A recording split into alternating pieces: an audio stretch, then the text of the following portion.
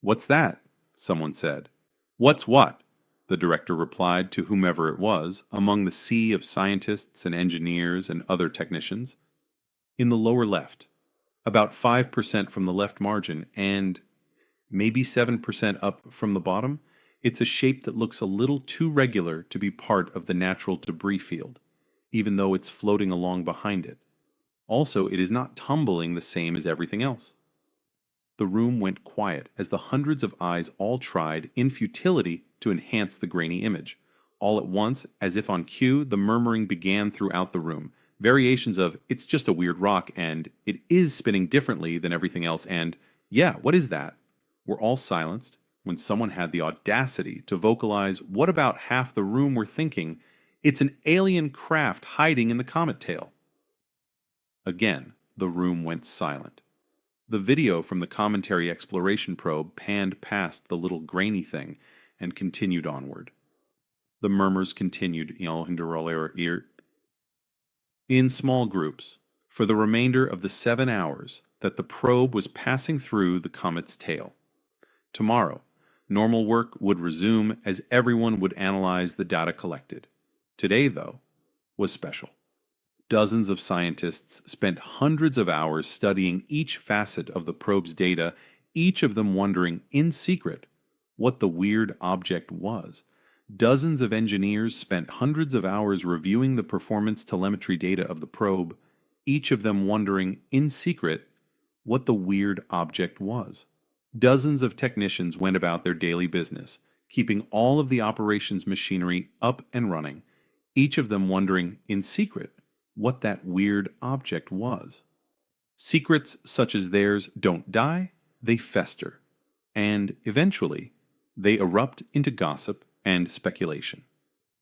Within 6 weeks of the probe's passing, the sections of the data stream related to the anomaly were reviewed thousands of times more often than any other section of the data. Opinions were formed, and small discussions crept their way into larger discussions until it was apparent that everyone in the facility had an opinion on the topic and was willing to discuss it. 2 months after it was noticed, to the day, the cafeteria began erupting in open conversations as groups with differing opinions did their best to unravel opposing views and reinforce their own ideas on the object. Given the lack of data on the object, no one was able to prove their point. 3 months into the perpetual debate, the director called in the core team of the Comet Tail project to discuss the next phase. Their meeting included verifying the current plan for the next phase of the project, in which the probe would pass through the tail a second time, having used a shorter orbit than the comets to race ahead of it. When everyone had affirmed that the plan was as they noted it in their records and documentation, the director proposed altering the project. Should we not instead spend some of the resources actively looking for and assessing the anomaly instead of the comet's debris field? After all, it's all anyone is able to talk about around here, and, I must confess, it is intriguing. We have data on several other comets, and will have many other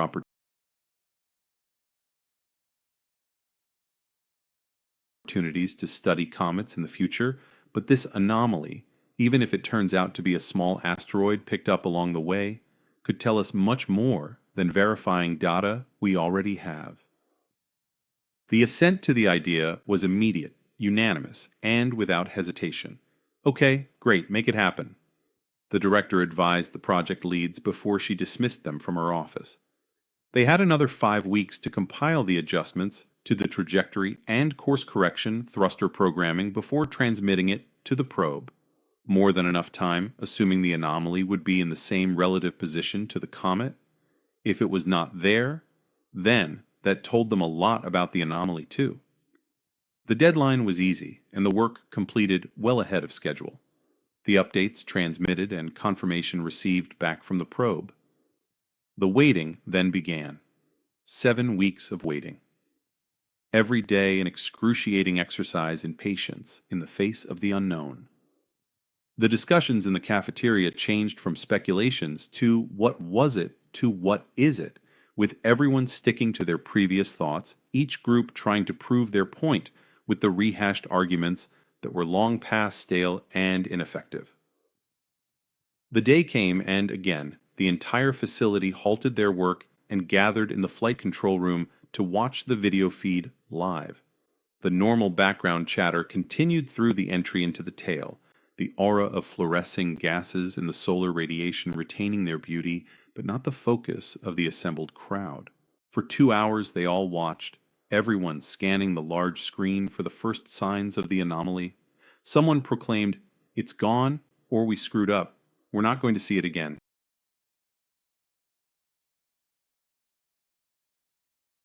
This is a waste of time. The door to the flight control room opened and slammed behind the angry individual.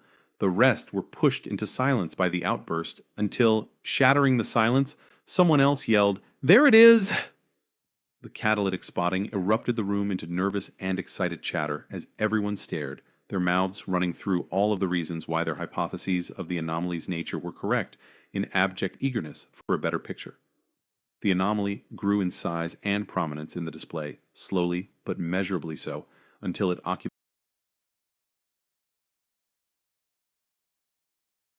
a full quarter of the display, dead center. It looked intentionally shaped with lateral symmetry.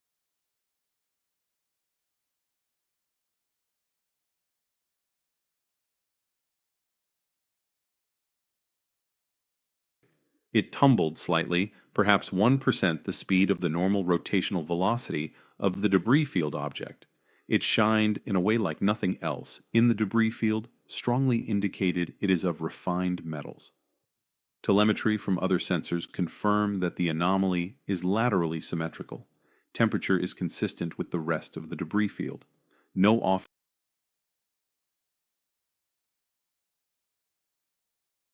from the anomaly, which is a deviation from the majority of the measurable objects within the debris field.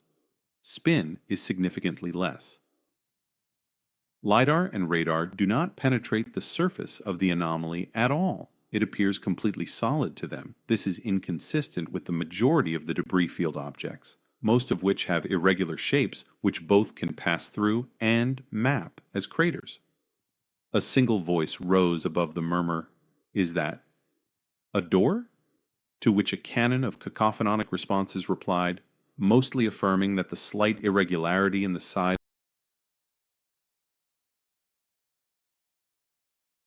of the anomaly looked like a door. The video shuddered, spun off the anomaly, and careened around in a dizzying path of multi-axle spins before going completely blank. "Report!" The director's voice cut through the astonishment rising from the assembled crowd. "Impact! Telemetry indicates that something hit the probe, spinning it out of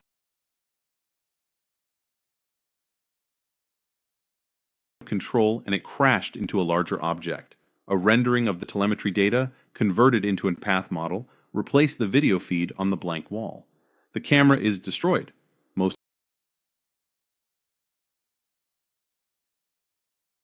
of the rest of the equipment is badly damaged. We cannot collect any more data on the anomaly. All right, everyone, back to work. Show's over for today. Leave the probe's instruments running and collect all data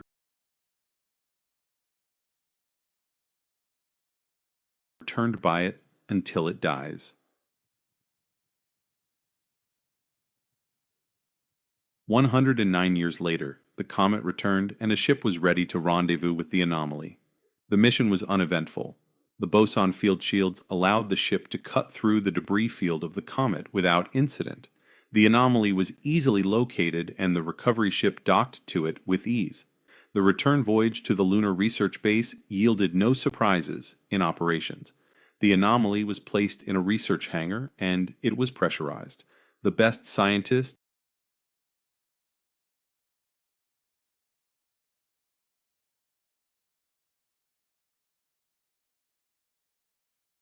and engineers humanity had to offer were stationed at the lunar research base, and it would be their life's work to unravel the secrets of this alien craft.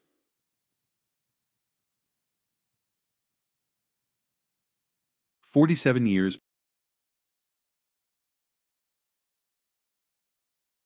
passed before the prototype ship was built and ready for testing. Made from the best humanity had to offer, mixed with the secrets extracted from the anomaly, its test flight targeted the comet,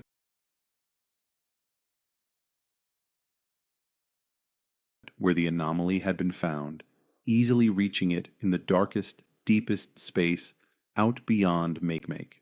A suite of scans were run on the comet,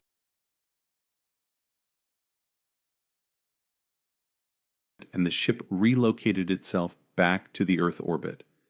The entire journey was less than a day, 7 hours from the lunar surface to the outbound jump point. The jump, 5 hours scanning the comet and reassessing all of the instruments and engines. The jump home, and another 7 hours from the return point back to the lunar hangar. Humanity was finally ready. With the help of whomever it was who made the anomaly, humanity was now ready to explore the stars. Fleet construction began within a month. Hundreds of exploratory small cruise ships were constructed, all to be launched for deep space on the anniversary of the anomaly's first discovery.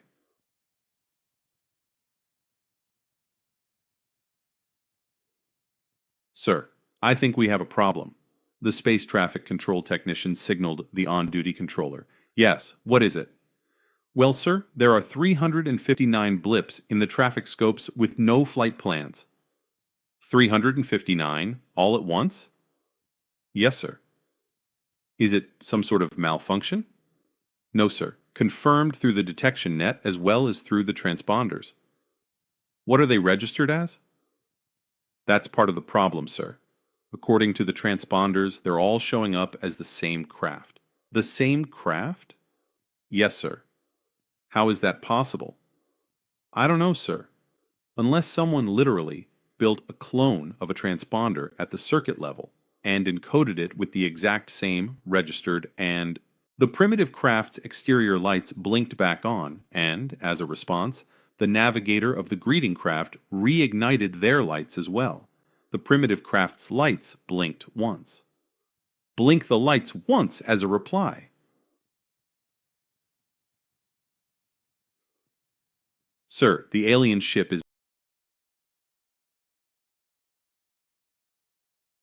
matching our exterior light blinking in a one-for-one pattern.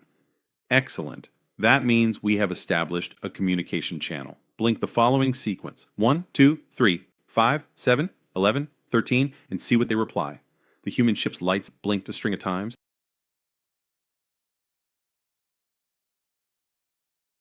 with elongated spaces in between. The alien ship replied with 17 blinks. Open the outer airlock door and turn off all exterior lights except the landing guys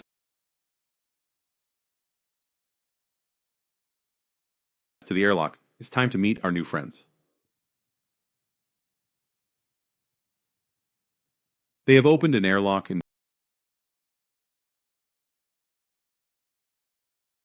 darkened all lights except those that point to it. I think they are inviting us aboard. Let's not disappoint them. The outer airlock door closed silently in the vacuum, trapping the three guests from the unknown ship within its closing maw, the starfield outside shriveling into a ribbon, and then a sliver, as the gap silently thudded shut. The hiss of atmosphere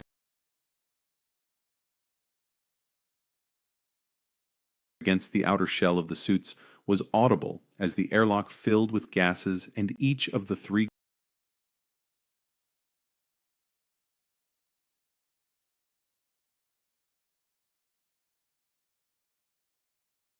greeters watched their suit indicators to ensure that the contents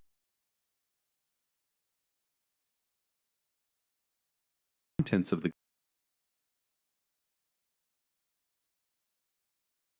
gases were not dangerous to them. When the hissing stopped, the leader of the greeters engaged the hiss of atmosphere against the outer shell of the suits was audible as the airlock filled with gases, and each of the three greeters watched their suit indicators to ensure that the contents of the gases were not dangerous to them.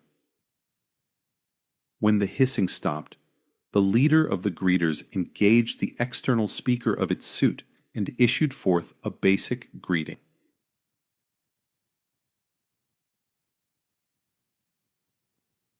The apparent leader of the three beings standing in the airlock stepped forward once, and a string of gibberish blurted out from a speaker on the front of its pressure suit. "Well, time for the next challenge," the human captain said to her crew before turning back to the aliens. "Welcome to the Yorktown. It is an honor to meet you." Several hours passed, with the humans and visitors chattering away in their own languages, whilst exchanging fundamental basic truths of the universe on a whiteboard that was brought into the airlock for the expressed purpose of creating a groundwork of understanding when, without any warning, one of the greeters' suit emitted prime number in clear English, causing all of the humans to stop and stare. The three aliens, each startled by the change, quickly ascertained what had happened and turned to face the humans. "We welcome you to the greater community of species, Unknown Species 8237. By what name should we call you?"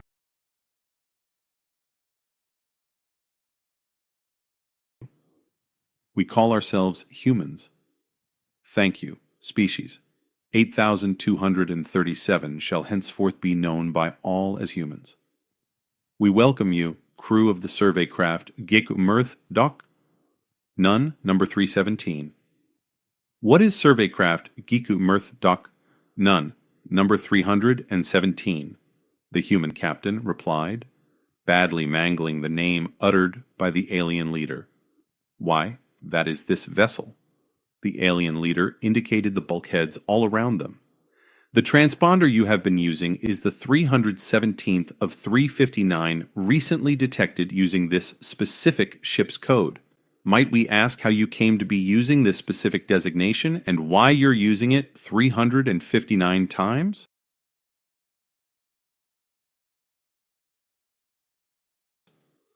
"We are not sure what you're talking about. This is the Yorktown. It is one of 359 exploration ships launched to explore the nearby stars to our home."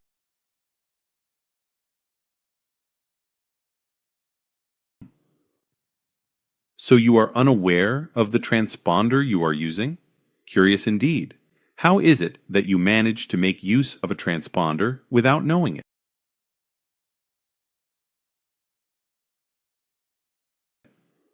"If we knew that, then we probably wouldn't be using it, would we?" With that, the captain laughed. "Ah, yes. Do I interpret that motion as an expression of mirth?"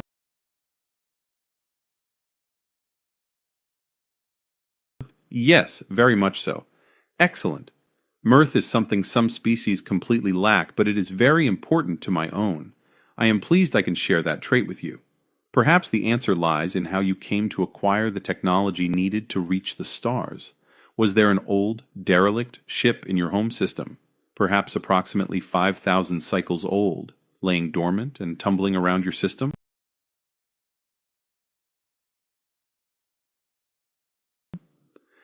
"Yes, there was a ship, but we have no idea how long it was there. Our best scientists were able to figure out the engine from it and build many copies." The alien captain clapped its hands. "Ah, well, yes, that would explain it. You also, it would appear, copied the transponder, thinking it was essential for the engine to work. Would you permit my engineer to correct the ship's designation for you so that your transponder reports out correctly?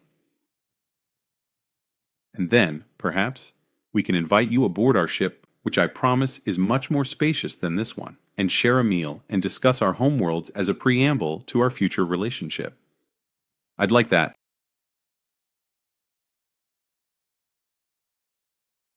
very much. I hope you enjoy this video. Please subscribe and like this video.